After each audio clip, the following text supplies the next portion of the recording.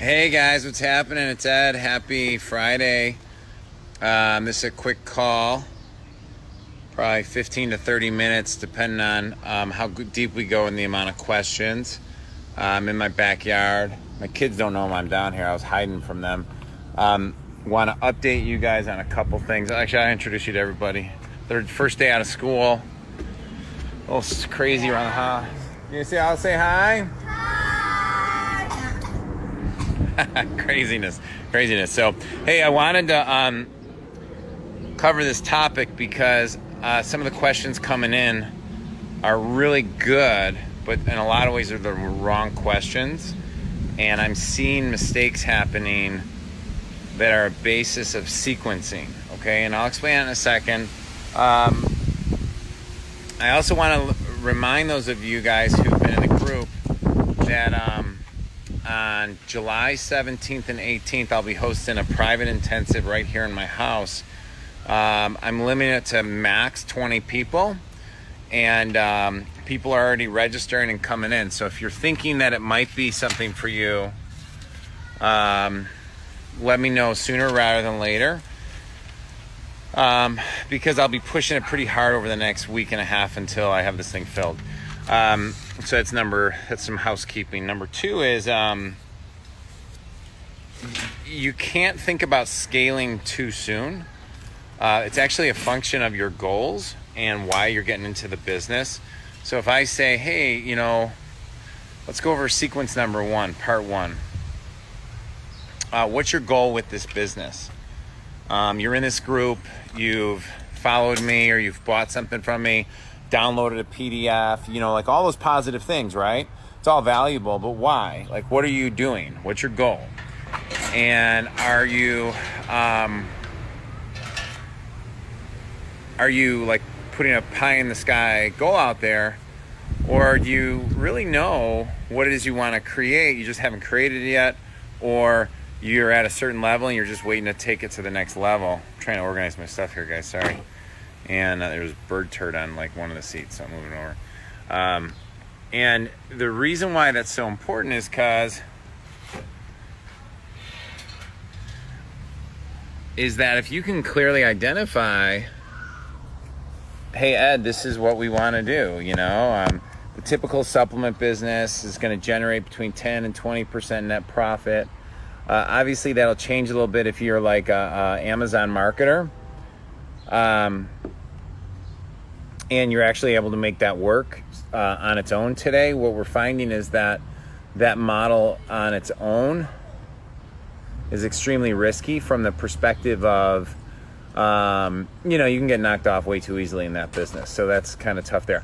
So that's number one. What's your goal? And then when we start looking at the goal, we look at things like, so then sequencing, we do math. Like, so if I want to generate 3 million, 10 million, 20 million, 30 million, one of the, if you click on my messenger bot to come to the event, I asked like 4 basic questions.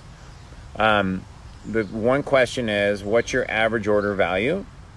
Because that average order value, if I divide your average order value by your goal, so let's say you want to generate $1 million and your average customer value is $100.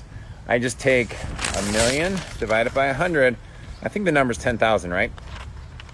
And you need 10,000 customers to go get that, okay? From there, we look at, okay, what is the sales process? We work on a couple different paces, but sequencing is, what's the sales process we're going to utilize to go get that customer and make them from a prospect to a customer, and that's going to create the $100. And then you go to work on that, and this is where skill sets come into the play. And I'll talk about skill sets in I can talk about skill sets now. The math is, so you start looking at the math, and you're like, well, but I like doing a process I call like the wouldn't it be great if. So like, if you're at $100 per sale, and you're like, that's what it is, like or $75 per sale, $65 per sale, $151 per sale, whatever it is, your number one job is to make that higher and to get more people into that system. I mean, if you really break all this down, it's here's our average order value at day 0, day 10, day 30, day 90. I'm not going to go beyond that right now because most people aren't there. But, okay, how do we increase it? Simple question. And how do we get more people into the process, right? So that's your leverage and that's your fulcrum. So much of scaling is done in that space. And, and so I can name a couple of things. I'll just go through a couple of things right now. Like, so the way you do it is you get higher click-through rates, you get better creatives. But see, all that stuff's the Facebook ads guy's job and the email buyer's job and the copywriter's job and the native guy's job, right? And you're sitting there going like, well, Ed, I don't have any of those things yet. I know. That's why you need relationships. Okay, so I'm going a little too far to the right. I'm going to pull it back a little bit on the sequence. So once I do the math, because we do the math, and we say, okay, so let me grab this real quick. If I do the math, and I'm like, hey, look, it's $1 million, right? $1 million. And you could even add a zero, right? So if you're like, well, how do we get... so $1 million, $2 million. So now how do you get, 10,000 customers seems like a lot. Well, I don't know, divide that by 365, right? And then you're going to get a number. So it's just a mathematical equation. Total number divided by average order value. And then you'll see a number of customers. You divide that by 365. You get the number of sales, okay, that you're going to need every single day, okay? Now, when you come to my house, this is a process we'll do, and we'll get very specific about your business, where it's at right now. And if you're like a little stressed out because you're like, well, Ed, I don't really know what it is totally yet. Well, you have time to get it done. We're going to do some pre-trainings to get you there, okay?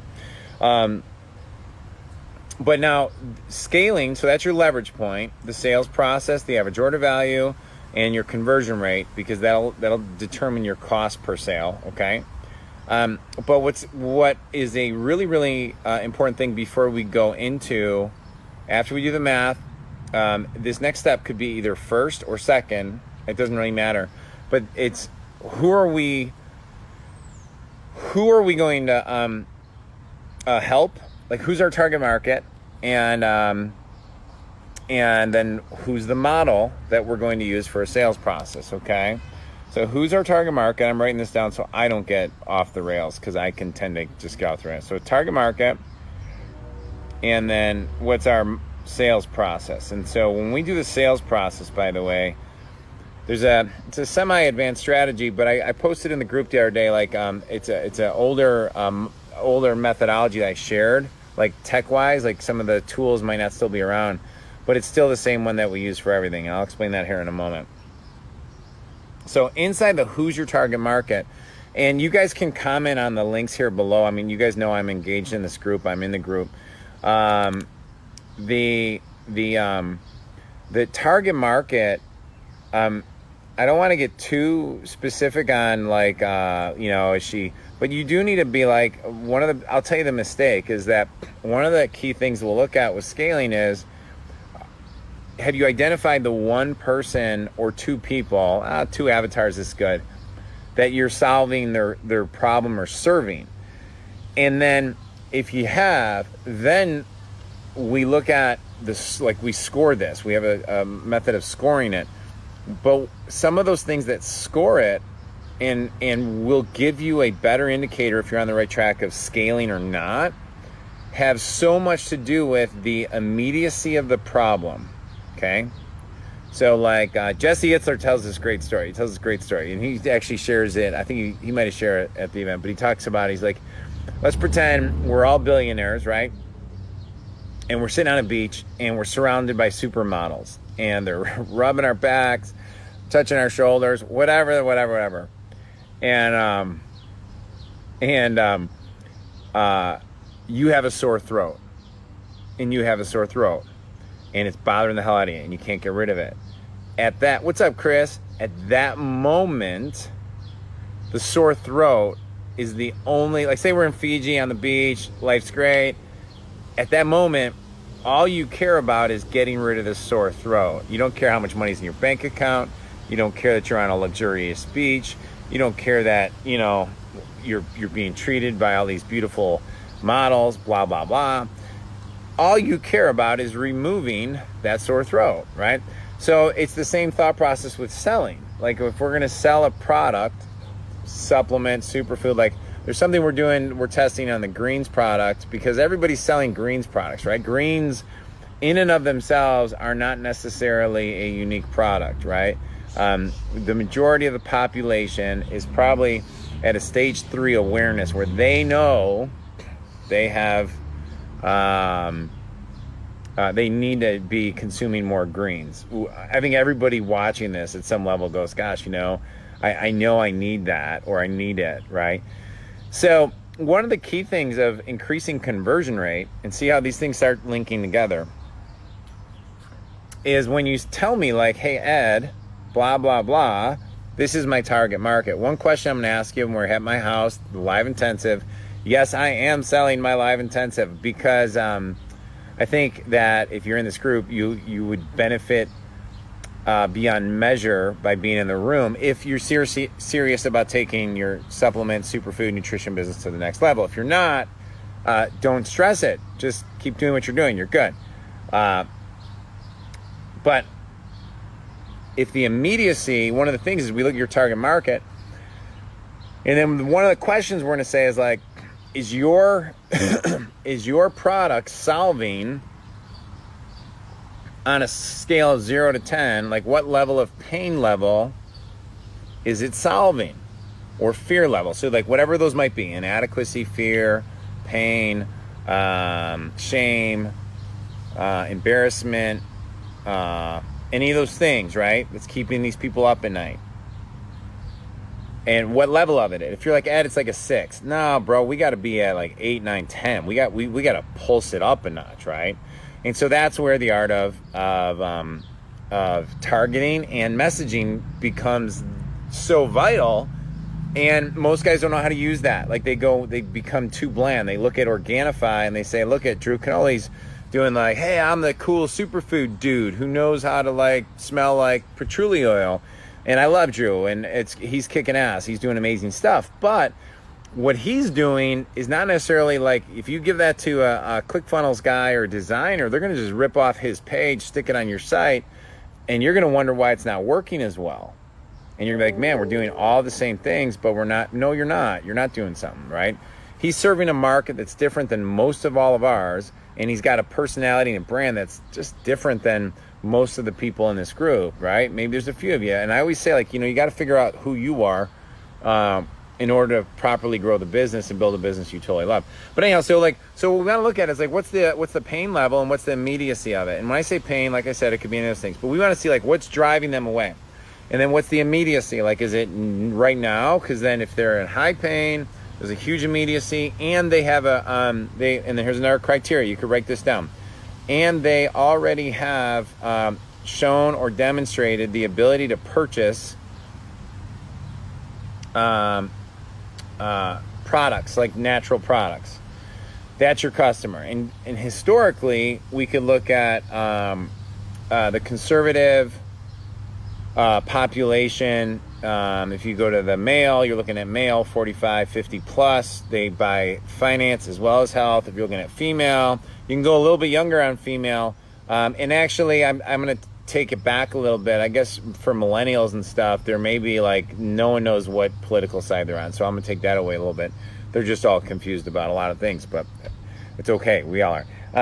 But so that's the target market. And then our pain, like, what is their biggest pains, problems? And, I've said this before, so I don't, hopefully, you're not feeling like this is redundant, but I think it's a huge one, which is, Josh Elizeche and I have had him on my stage now for 3 times, maybe 4 even. And every time I learn more stuff from him, but, this could actually have been a conversation we had on the side. He shared like they've scaled Snow Teeth Whitening, which is in the tens and tens of millions and growing very, very rapidly. That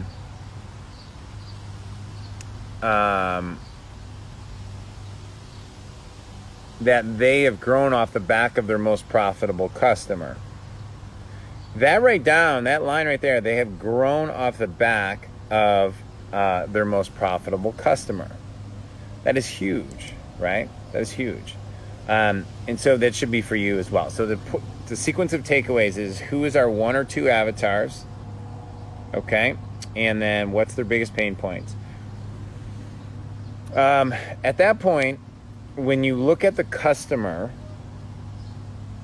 you need to map out a customer journey. I know I haven't even mentioned product yet. I mean, a lot of you guys might be starting with product, so you could just flip that on the front side and move backwards and like flip it. Does like some of these first 3 or 4 steps can be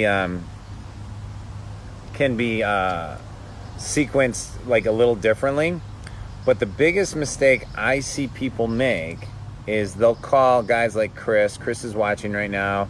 They'll call the guys over at Jetpack, or they'll call a manufacturer and they'll be like, I want to create a greens product. I'm making this up, but I'm not, because I've heard this. I know this story way too well personally, and I see it every day, right? Which is, hey, I want to do this custom, and then a manufacturer. Most manufacturers are going to try to get you to custom formulate, because that's the top of their tier, and they're going to try and sell to their best ability to you, right? So that's all good. Like, it's all positive. The problem is we don't have any, in most cases like that, we don't have any market. Oh, let me back up. Well, no, let me finish the sentence. We don't have any market validation, like minimum viable testing, to justify you going to spend $100 or to commit $30,000. Okay. So my job is to save you money. You're a client of mine, right? So I protect you. My job's to protect you. And so this is like lovingly advice, where like I ran a guy at I'll tell you two horror stories, but they'll be quick. But like, I ran a guy who was just at our last Atlanta event. Super amazing guy. Amazing. Phenomenal product. He showed me his product. It's like top grade stuff, right?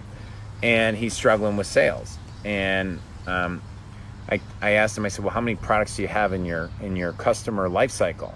By the way, how many of you have been asked that question before? You know, hey, before you even build out one product, what's your customer life cycle look like? What's our 4, 5, 6 products look like?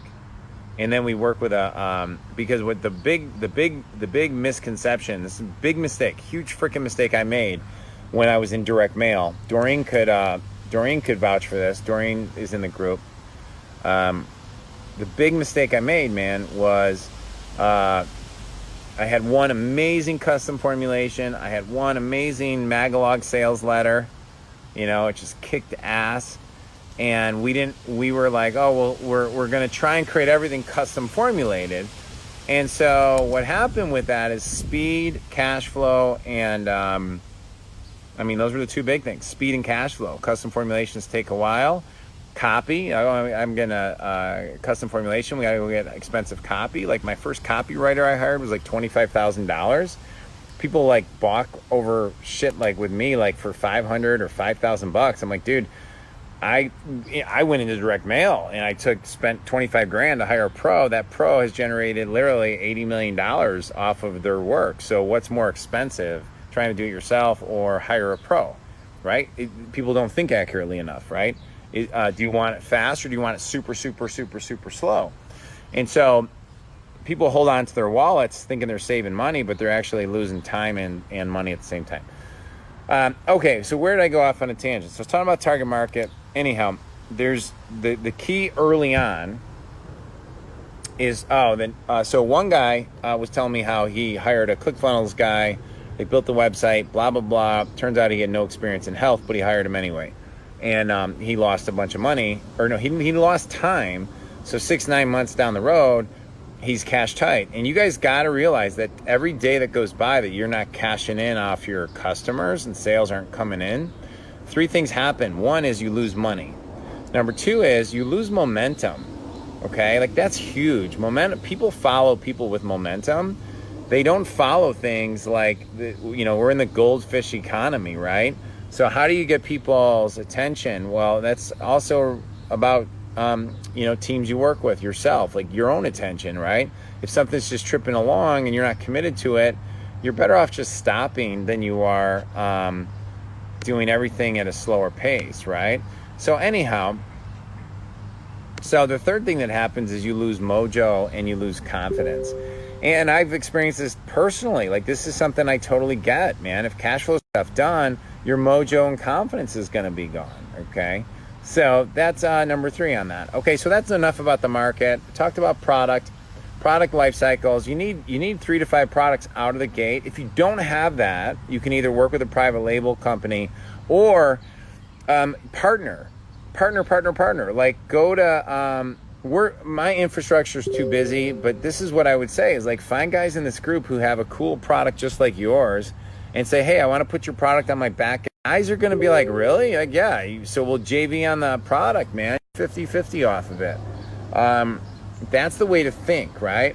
Now, going back to the beginning, if you're like, Ed, I don't have a product yet, don't have proof of concept yet. So what's your advice there? Like, how do I get the confidence to get proof of concept? Because I don't want to just do it like, well, something we're working on a lot, and I'll be sharing some modules on this in the paid group, is this is the free group, but the guys in the group, is how to actually acquire customers utilizing other people's sales. And you're kind of an affiliate. Well, you are an affiliate. That's a good word, though, by the way.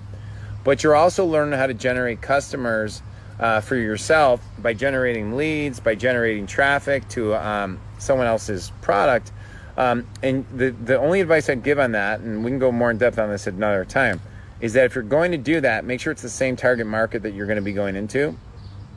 All the pro level affiliates and pro level marketers, almost 90% of the time, the reason why they're able to go into markets and win is because they have either A, experience in that market previously from like another company, they worked in a company, they understand the demographic, maybe they worked as a sales rep, something like that. And look at my guy coming down. Or they were an affiliate in that market, so they already know what audiences convert, what creatives convert, and now they're just swapping in what landing pages convert, and now they're just swapping in my guy. Can you say hi already? Hi. Say, I'm going swimming. I'm going swimming. All right, guys. This is what we call a little commercial break. So if you need a glass of water, this is a good time. Yeah, you look great. I have a turtle. You have a turtle. Yeah, turtle. No. I don't want to wear it yet. You have an octopus, but you don't want to wear it yet? Yeah. I think okay. All right, give me kisses and. And we go in a which country club. Which country club? We're gonna go. Okay, cool. Love you guys. Okay, so here I'll keep moving on this, guys. Okay. Okay, so there's a couple philosophies on testing traffic. So I'll talk about the sales process pretty quickly, but I don't want to go too in depth because it's an in-depth topic. It's a van. Hold on, I gotta acknowledge this gorgeous. What up, gorgeous lady? She hates when I put her on video, but it's all good. She looks good today. Well, no, she looks good all the time, but she's looking good right now. And it's Friday, so that means wine night. You never know what the wife's gonna do on wine night. Anyhow, I'm totally gonna get in trouble. Okay, cool. So I'm back. I'm 100% focused. Sorry, guys. That's called an intermission. So what we want to do is we got minimum viable testing, right? So we go to minimum viable testing. I want to see. There's the lighting. That's better. Minimum viable testing. We got to look at a couple things. We got to look at our sales process. Now, my process of going of knowing what funnels to create is only do we ever model something that has already been proof of concept in the market. Okay? I do not believe in ripping people's sales processes off, but modeling them closely I have no problem with if you have a unique product, a unique angle, if you have a unique, you can model things, man. Don't be afraid to do that. And the way we do that is there's only criteria, like, because there's so many, like, you see ads on Facebook, you see ads in email, you see all those things. The process I look at is they got to have high traffic, it's got to be over a long period of time, and it's got to be consistent, okay? We don't want to look at, there's some tools out there. I use SimilarWeb, AdBeat.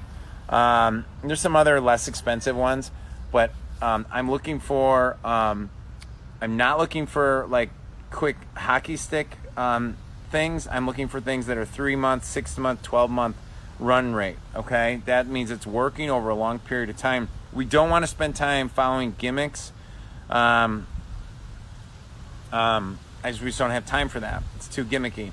I stopped studying all these Facebook guys because they kept changing what was working every single week, and I realized that that's what those guys want to do all day, and I appreciate it. We need them in our lives, but I have a couple buddies now. I have like a handful of buddies that I got more than that actually, but that are in depth in that stuff daily. I could just ask those questions, but I feel like we have a good team right now, so I'm pretty happy with where we're at and excited about it. So we have a sales process, right? I'm gonna walk through and show you at my house. I'm gonna show you exactly what sales processes are working, but with this one extra criteria that nobody gets by channel. So I'll show you, like, this is what's working in Google Display Network. This is working with push. This is working with email traffic. This is working with Facebook. This is working on YouTube. No one's teaching this, right? This is advanced stuff. Okay, so you're gonna get it. You're gonna get it. So you'll know for certain that you have a sales process that's designed specifically for each market. Now we got to look at traffic, and this kind of goes hand in hand with the sales process and what direction you want to go. Early on, I honestly love lead generating early on. It's one of my personal preferences, but I will test straight to a product page. You know, the reason I like lead generating is because I have secret insider information that lead generation is quickly coming back, because conversion rates going from ad straight to a sales process is what everyone is doing. And so in the health space specifically, I'm going to show you lead generation pages. Yep. And so what kind of lead generation pages do you think you create? Well, you create ones that solve the most immediate, biggest pain, condition-specific problem that your most profitable customer has. Wow, we just chained a couple of these links together, didn't we? Just like that. Now, the other reason why I like lead generating early on, but you can do this even with, what's up, Brandon? My brother. The reason why I like lead generating early on is that it gives you time. And what I mean by that is that if, like Jeff Berry and Dan, they're selling like a organic skin sunscreen. And sometimes what you need when you're trying to figure out your sales process, you need to get people into like your messenger bot, your emails, Facebook group. Gosh, Harlan Kilsing's probably on this group. He's the master of Facebook groups. One of the least expensive, easiest ways to get live. I can't even believe, like, that's a model, man, where everybody should be doing that one. Oh, I am doing it. I'm doing it right now. We're in a Facebook group. But anyhow, actually, right now I have 3 groups, by the way. No one really knows that about me. It's something I'm going deep on right now, learning the art and methods of building an audience inside Facebook groups rather than Facebook pages. And you could do both. But Harlan Kilsing, he's in the group. He's the master at that. We were thinking about doing something together, maybe August, September, but we'll see. Yeah, so the group. The reason I like that is because, like, to see how I'm talking to you guys, if Jeff never buys from me, like Jeff Berry, right? Like Chris and I chatted. Brett Oakley, I know, his personal friend. There's Brandon James. We were just chatting back and forth. I don't want to stay super busy chatting to everybody in the group, but when you're new to a market, it's really, really helpful for you to go to an audience, build the audience, and give them opportunities to engage, ask questions. You can ask questions of them, and then you sell products. And sometimes what's really hard about the way a lot of guys do things, and this is where retargeting comes into play, so we're not losing the traffic, is if you're only driving people only to sales pages all the time, then you're limiting 99% of the population that's not ready to buy now, maybe 97, right? So anyhow, I like lead generation. I do like I like it all. If it's making money, I like it. I like email traffic too. When you're starting out, email traffic, I have access to about like 20-something different lists you can rent. And so it's just such a simple way, because we all write emails. It's just simple to do it that way. I'm kind of rambling, so I want to say, okay, so let's pretend now that you have your traffic, you know your source of traffic, it's converting well. What do you do next? What's up, Steve Goldberg? So what do you do next? Well, there's only a few different ways to scale, okay? And I'll kind of talk to you about it. Number one is you start mapping out all the different ways to scale. And this is where the leverage and acceleration comes. You start mapping out different ways to scale. I'm gonna turn my chair this way, and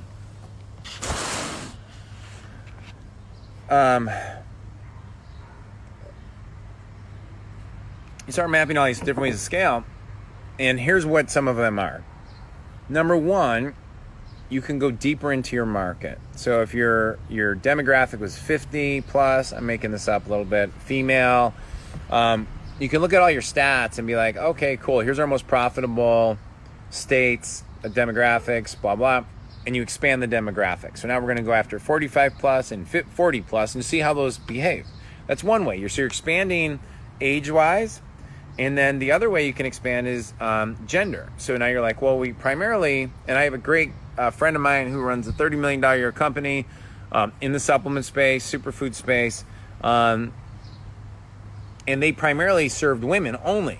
And then they were able to move it over to men. Now, the reason why it's more profitable for them to have both sexes in their funnel is that the men typically will buy more other products. So they sell other people's products, which is like scaling tip number 7.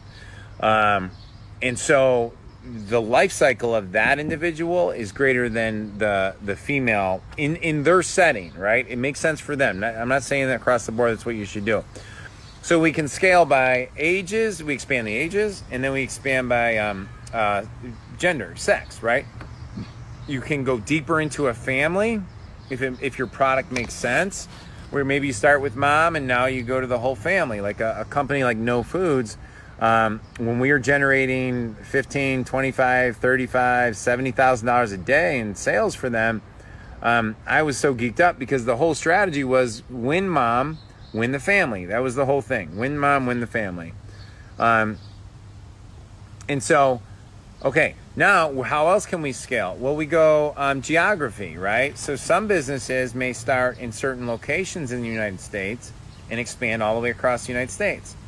Most people start U.S. and Canada in our businesses, but what I will tell you is all the English-speaking countries over in Europe are very, very profitable, as well as like Australia, New Zealand, Ireland, Norway. I'm going to screw up some of the stuff. France, like that's how you can expand internationally. Okay, I had a client in Ireland show me a sales page he did. And I was like, this is converting at like a 3.5 to 1 return on ad spend.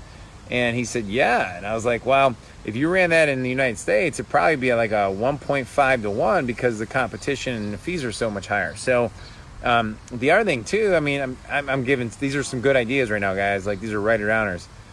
Is that now you go, and the moment something's working in the United States, you get it transcribed and you start targeting Spanish-speaking countries, or not countries, well, you can, but Spanish-speaking in the United States. So, like, you can now go multiple languages. That's the other way to do it.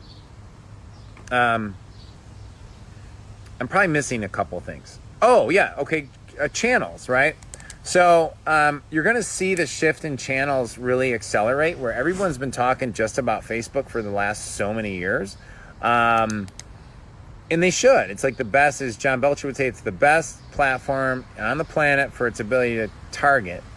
But CPMs are getting higher, but it's not the death of Facebook. I mean, it's still going to be extremely profitable, especially for most of us who are targeting people, like 40 plus. That demographic's not going to go away. However, like my kids, they don't even know what Facebook is. They don't even know what Facebook is, right? And so Instagram stories, like these are all emerging, or they're not emerging, they're here. The guys are crushing them with those right now.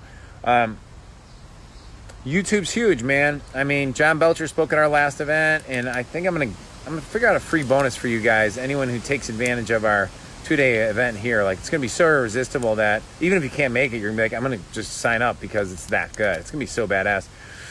But John Belcher, like, you know, he's the king of YouTube, man. I mean, well, he's not literally. There's a lot of YouTube guys, but not a lot of them that actually are teaching and showing people, because the ones who are actually killing it are staying behind the scenes. So YouTube, Google Display Network, Google Ads, shopping, Google Search Shopping. These are all things that if you're converting in one location, you can completely expand. Push notifications, email networks, and I'll be going through all these email networks with everybody at the event. And email. There's guys who make their living just promoting through email. They just grow off email. So, if you feel stuck or something like that, you just might not be looking at things the right way. You just might not be looking at things the right way. I mean, one of my virtual mentors, super cool dude, is a guy by the name of Travis Sago. He helps with high ticket coaches and stuff like that. He's a really amazing guy. But he told us awesome story. It was because I've never heard this. You guys may have heard this before, but it's how do you tell the difference between an egg that is not hard-boiled and then a hard-boiled egg? And I've never heard this before. And the answer to it is because when you look at them from the distance, they're the same exact thing. And the answer is you spin them. And for all you egg connoisseurs out there, the hard-boiled egg acts differently than the non-hard-boiled egg, right? So anyhow, what I was saying is when you look at your plan, what I've found is that most guys and gals, not to leave out the superpower women here, what I found is that most are doing one thing. They're only spinning one egg and they're hoping it works, right? So we don't have time to talk about testing. That'll be something we talk about at the event with scaling. But one rule of thumb is you should always be testing two things at the same time. Or no, at least one thing. So the sales process should be getting tested against another sales process every time. Ads should be getting split tested. And so that's a long topic.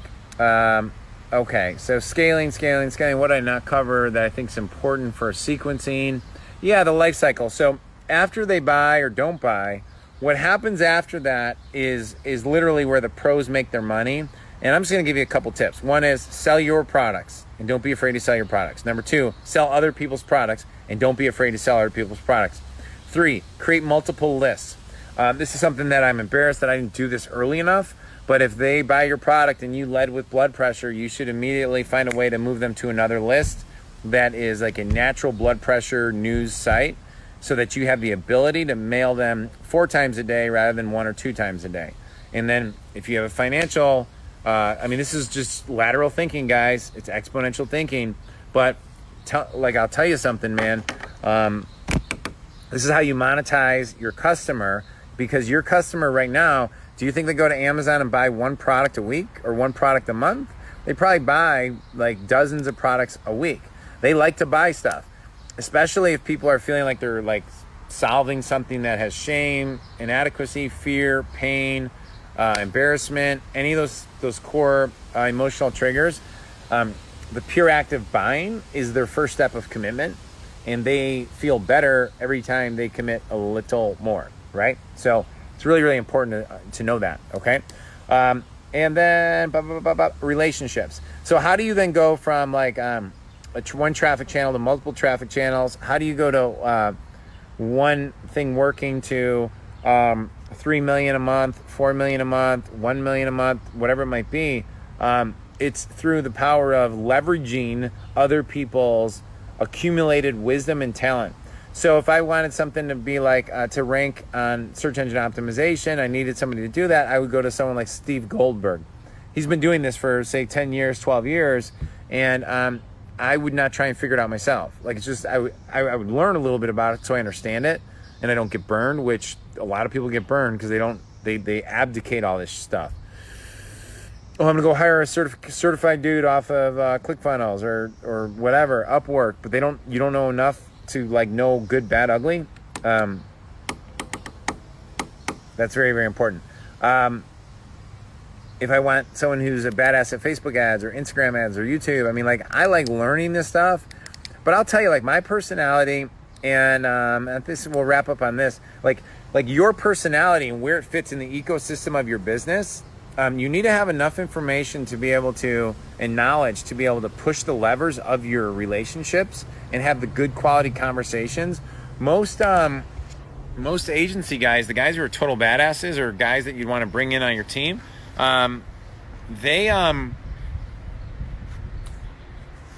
don't want to work with people that can't speak the language. So part of the thing that I want to do for you is to help you make sure you're asking the right questions, how to not look like a rookie when you're talking to a super affiliate, right? And so I have unique strategies on that. And by the way, I remember being totally terrified when I was starting out, just trying to get somebody to mail for me.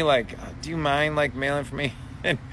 and God, it's so embarrassing. I'm sharing that. But it was true. I remember being there in that phase. And then I also remember the embarrassing side of oh my gosh, we got 33 sales today. We're rich. And then the person's yeah, I checked the stats. It's not really backing out for us. It's not making them any money compared to that they could be promoting other people's products. And so what that meant for me was they're never going to mail for me again. I know that as clear as day. It's so funny. So anyhow, July 17th. First of all, I hope this was awesome. I hope you enjoyed it. I enjoyed giving it. July 17th and 18th, I'll be holding 2-day private intensive here. I will be starting virtual training next week, I think next Thursday, to go over scaling. And the 4 weeks, the 4-module training is to do 2 things. One is to make sure that I'm answering your question, and that when you walk into the room in my house, when we come in my house, I'll see if we can walk around the house real quick.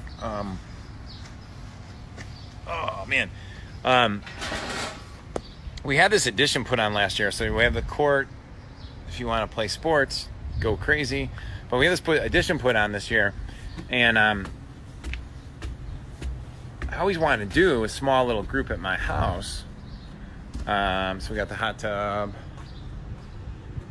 Now you gotta remember, we're in Chicago, right? So south side of Chicago. We got a little traffic there. It's rush hour. What's up, Luciano? Luciano, how are you, brother? And then this is kind of new right here. This is my wife fought for this. Let me take you on the inside of it. I'll show it to you real quick. But we can hang out here. We'll do lunch. It's kind of messy. Sorry, it's messy, but we have 7 children. It's part of the deal around here. And then we got the bar. Oh, let's see. Oh, give me a second, guys. I don't know, we have the bar. And my wife got this. She fought for this one because here, look. This was great. Hold on. Stay with me. So this goes right onto the deck, see? Hello. So, and then we'll meet right here. So this was, the reason I decided to do this because, back here. So I'll put some tables up here. We got the couch. We use there. And then we got we got a nice little table here. This is my favorite room. So this will be hanging out. This is, depending on the number, I think we could fit 20 comfortably here, easy. 10 people could be on the table or right here, the couch. Oh, what's my dog doing? Icy, what are you doing? What are you eating? What are they doing? I don't know what she's doing, man. But anyhow, so that's kind of it. We'd love to have you. Just message me. I do a quick little so you got in one of the kids' chocolate, which is totally dangerous for you, and my wife left, so that's great. We'll see. We'll see what crap comes out of you in about 30 minutes. Plenty of room here. This is great.